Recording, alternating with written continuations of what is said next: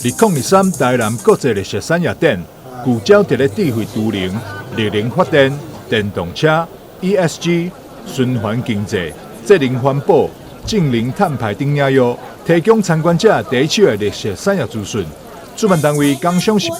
24号下晡举办隆重开幕典礼，邀请经济部能源局助理秘书翁素珍、市府副秘书长王扬志以及《工商时报》社长陈国伟等贵宾一同庆祝开展。请用钱。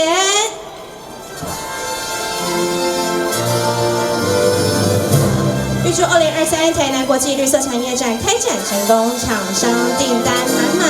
蔡英文总统在今年5月的时候宣誓，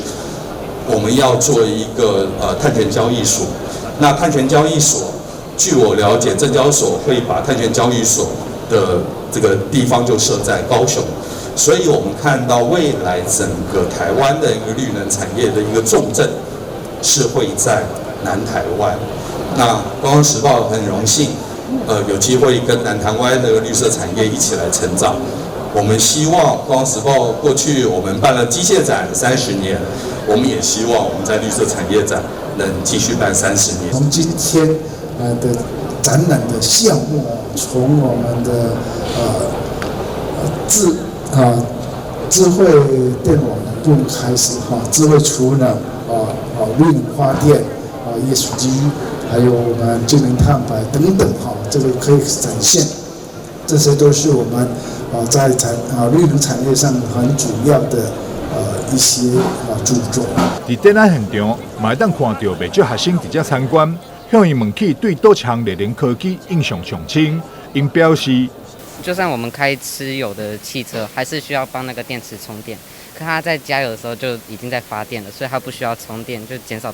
碳排放，对环境有帮助。在展区规划部分包含绿能发电区、智慧都灵应用区、电动车甲电池区、循环经济区、净零甲减塑区、绿建材区、节能甲环保设备区、政府甲学园区等主题，内容是相当的丰富，甚至各业者已经是连续坐档来参展。从设计、生产到那个实际的这个案例的这方面应用，就是从地面型，屋顶的，还有移电共生，风雨球场